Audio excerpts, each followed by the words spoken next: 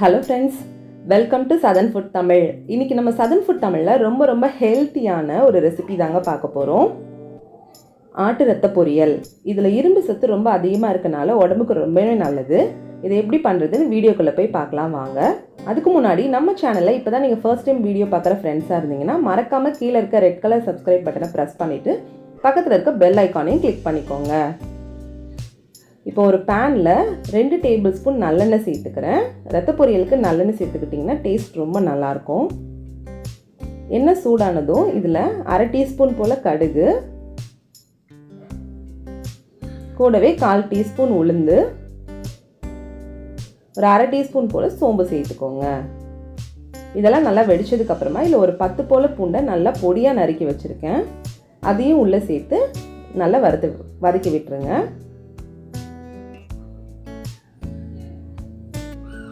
இப்போ இதில் நான் 2 வெங்காயத்தை பொடிசாக நறுக்கி வச்சுருக்கேன். அதையும் உள்ளே சேர்த்துக்கலாம்.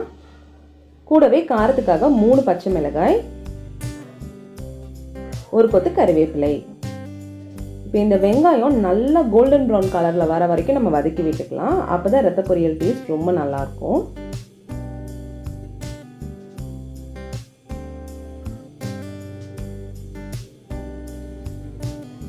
இப்போ பாருங்கள், வெங்காயம் நல்லா வதங்கிடுச்சு.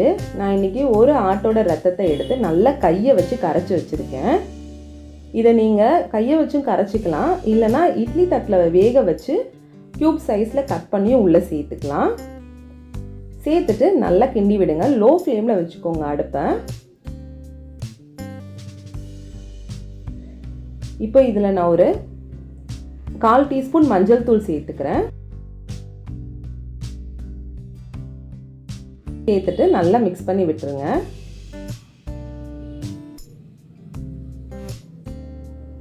இங்கே பாருங்கள், கொஞ்சம் கொஞ்சமாக அந்த ரத்தத்தோட கலர் மாறிட்டு இருக்கு. அந்த ரெட்டிஷ் கலர் போய் ப்ரௌன் கலரில் மாறும். ஃபுல்லாக அந்த கலரில் மாறி நமக்கு அந்த தண்ணியெல்லாம் ட்ரை ஆகணும். இதை இப்போ 10 நிமிஷம் மூடி போட்டு வேக வச்சிடலாம் லோ ஃப்ளேமில். இப்போ 10 நிமிஷம் ஆயிடுச்சு. ஓப்பன் பண்ணி பார்த்துடலாம். பாருங்கள், அந்த பிளட் கலர் எல்லாமே நல்லா ப்ரௌன் கலரில் மாறிடுச்சு. இதை இப்போ கொஞ்சம் கட்டி கட்டியாக இருக்கும். நம்ம அந்த கரண்டி வச்சு இந்த மாதிரி உடச்சி விட்டுக்கலாம்.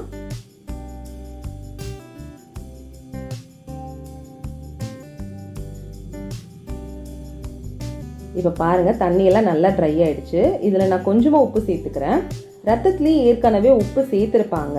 நீங்கள் இது நல்லா வெந்ததுக்கப்புறமா டேஸ்ட் பண்ணி பார்த்துட்டு உப்பு பத்தலைன்னா ஆட் பண்ணிக்கோங்க. எனக்கு கொஞ்சம் கம்மியாக இருந்தது, அதனால் நான் ஆட் பண்ணியிருக்கேன். உப்பை போட்டுட்டு நல்லா மிக்ஸ் பண்ணி விட்டுருங்க. இப்போ பாருங்கள், டோட்டலாக தண்ணியெல்லாம் ட்ரை ஆகிடுச்சு. கடைசியாக நம்ம இதில் ஒரு 2 டீஸ்பூன் மிளகுத்தூள் சேர்த்துக்கலாம். மிளகுத்தூள் கண்டிப்பாக சேர்த்துக்கோங்க. அதுதான் ரத்த பொரியலுக்கு தனி ஃப்ளேவரே கொடுக்கும். குழந்தைங்களுக்கு கொடுக்கறதா இருந்தால் பச்சை மிளகாயை அவாய்ட் பண்ணிவிட்டு இன்னொரு டீஸ்பூன் கூட நீங்கள் மிளகுத்தூள் சேர்த்துக்கலாம். இப்போ ரெடி ஆயிடுச்சு. இதில் கொத்தமல்லி தலையை சேர்த்து இறக்கிடலாம்.